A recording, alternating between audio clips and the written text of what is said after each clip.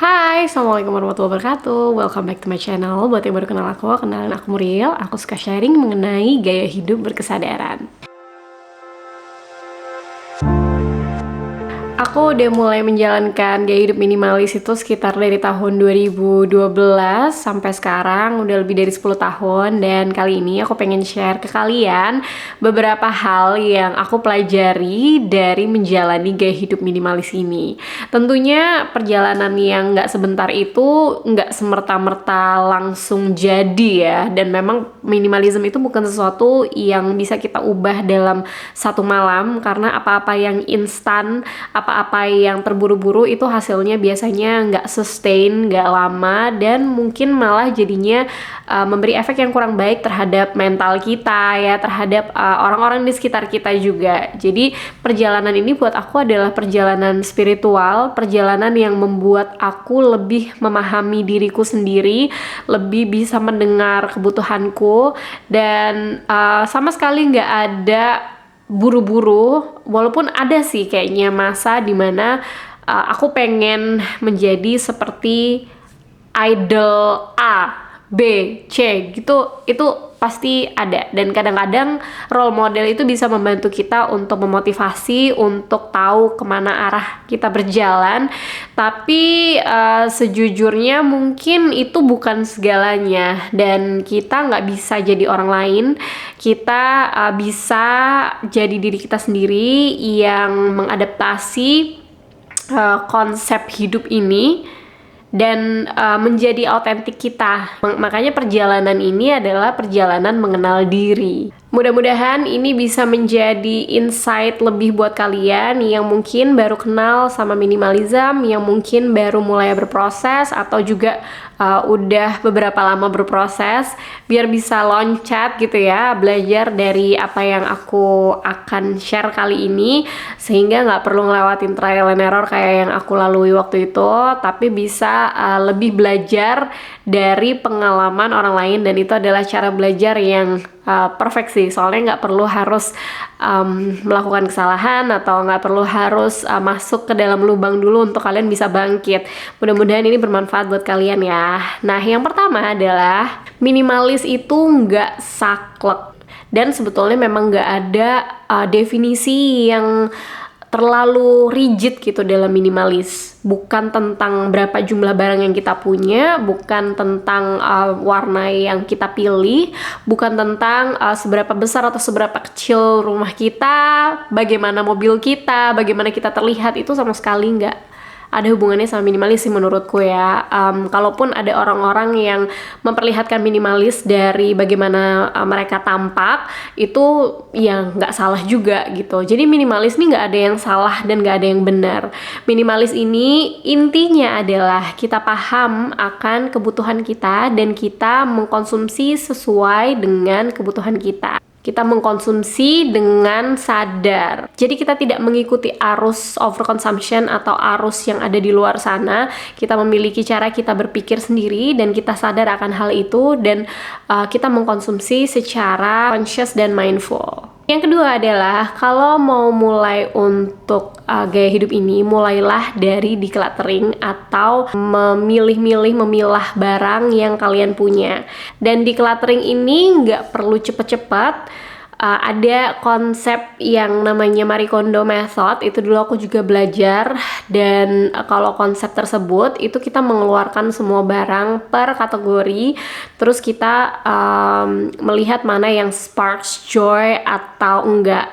Nah, sparks joy itu juga agak apa ya, ada orang-orang yang nggak main feeling ya, yang nggak ngerasa joy itu apa sih, kayaknya bajuku sama-sama aja gitu, ini sama ini sama gitu rasanya gitu. Dari situ kita bisa mungkin menggunakan refleksi, terakhir baju ini tuh dipakai kapan gitu, sering nggak baju ini dipakai, mungkin secara logical bisa seperti itu. Tapi aku juga nggak terlalu setuju, karena kesannya kalau dari Marie Kondo tuh kayak kita tuh betul-betul declutter besar-besaran, terus kita langsung get rid of.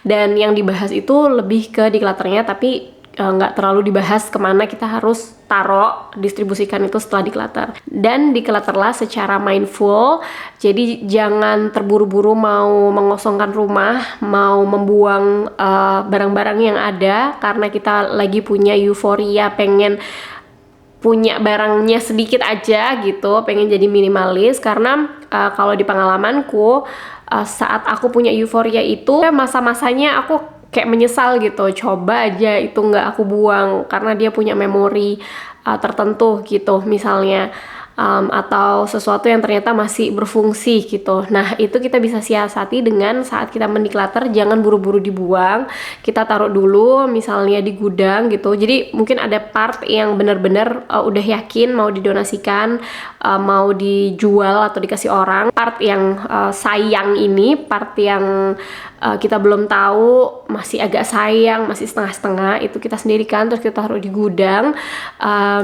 Siapa tahu nanti di 6 bulan mendatang kita perlu sesuatu, kita cari di gudang dan ternyata barang itu ada gitu. Jadi intinya sih sebenarnya perlahan aja, take your time, nggak usah terlalu terburu-buru. Selanjutnya adalah declutter lah secara reguler. Jadi declutter itu nggak cukup satu kali aja, kita harus lakukan secara reguler, entah itu 3 bulan sekali, atau 6 bulan sekali, atau 1 tahun sekali gitu. Tapi yang jelas kita perlu lakukan itu secara berkala. Karena walaupun kita merasa kita udah hidup lebih sadar, lebih mindful, barang itu tetap akan ada masuk lagi ke dalam kehidupan kita. Entah itu karena misalnya dikasih sebagai kado, giveaway, atau goodie bag, atau banyaklah tanda-tanda cinta mungkin dari orang lain, atau ya kita simply khilaf aja beli sesuatu yang sebetulnya kita nggak terlalu perlu. Jadi declutter regular itu membuat kita lebih sadar akan apa yang kita punya dan lebih bisa on top of barang-barang kita gitu. Selanjutnya, declutter itu bukan hanya tentang mengenyahkan atau menyingkirkan barang, tapi tentang melepas dan membuat barang tersebut lebih bermanfaat. Tujuan kita mau mengenyahkan atau mau membuang itu beda dengan melepas dan membuat barang ini tuh lebih bermanfaat buat orang lain gitu. Kalau kita punya mindset itu, tentunya kita akan pelan-pelan kita memberi ke orang pun juga akan lebih mindful. Nggak semuanya kita kasih, termasuk yang bolong-bolong, karena memang nggak seharusnya kayak gitu kan. Ada donasi bencana alam misalnya yang mau kita kasih, masa kita kasih baju-baju yang glitter, kan enggak gitu. Jadi saat kita punya mindset tersebut, tentunya kita lebih mindful dalam mendistribusikan barang yang sudah tidak kita gunakan. Selanjutnya adalah minimalis itu adalah praktek Islam.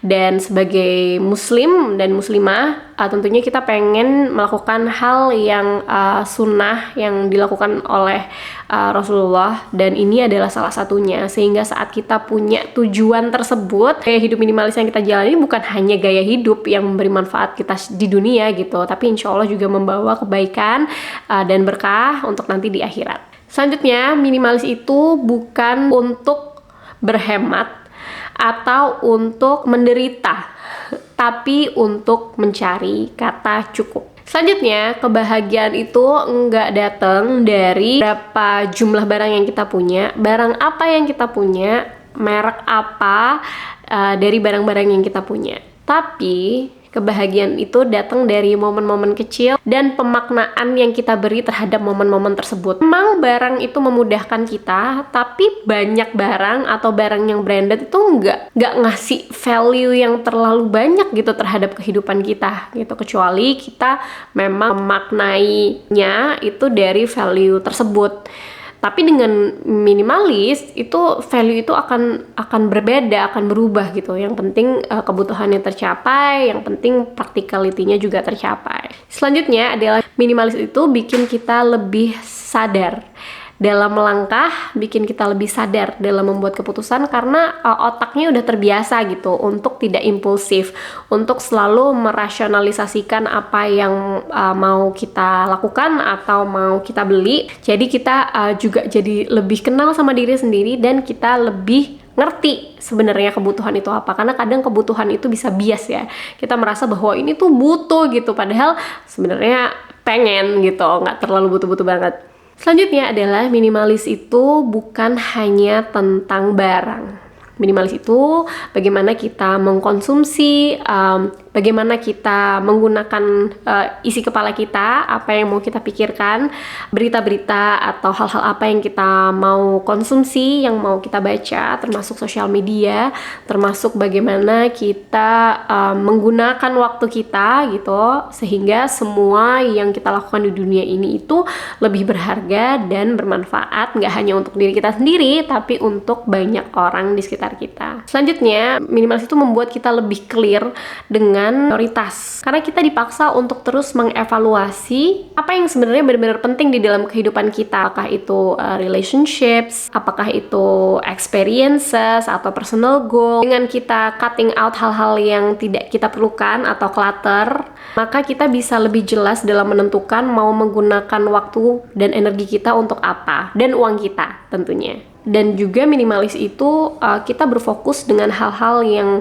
anggap penting, yang kita anggap valuable, sehingga kita bisa lebih jelas dalam memilih. Selanjutnya adalah mindful consumption. Kita bisa jadi lebih thoughtful tentang hal-hal yang mau kita bawa ke dalam kehidupan kita. Selanjutnya adalah minimalis itu sangat berjalan beriringan dengan sustainability. Karena dengan consuming less atau kita mengkonsumsi lebih sedikit dan memilih barang-barang yang quality-nya lebih baik gitu ya, quality over quantity, kita bisa mengurangi environmental impact atau efek lingkungan yang berkepanjangan yang bisa terjadi karena konsumsi kita. Selanjutnya adalah dengan minimalis kita bisa lebih mengapresiasi masa sekarang saat ini. Karena kalau kita selalu fokus dengan what's next, apa yang mau dilakukan lagi, apa yang mau dibeli lagi gitu ya, what's next, dan selalu sibuk, kita nggak bisa dan lupa untuk bisa hadir secara utuh di masa sekarang. Dengan minimalism itu menurutku aku bisa lebih sadar dan menghargai yang namanya present moment, sehingga apapun yang aku lakukan termasuk ngambil video saat ini, saat aku mencet power button gitu, aku berusaha sadar penuh dan mensyukuri bahwa ya ampun, alhamdulillah aku bisa ambil video hari ini, tanganku bisa dengan luas mencet ini power button ini, dan aku sehat, aku terlihat baik gitu. Jadi bisa lebih mensyukuri hal-hal yang kita punya juga. Ya, kira-kira itu. Mudah-mudahan ada yang bisa didapat dari sini dan dipelajari dari sini. Kalau misalnya ada yang mau kalian tambah, boleh banget tambahin di komen. Dan kalau mau request video dengan topik yang lain next time, boleh juga tulis di komen di bawah. Terima kasih buat yang udah nonton. I will see you in the next video. Bye!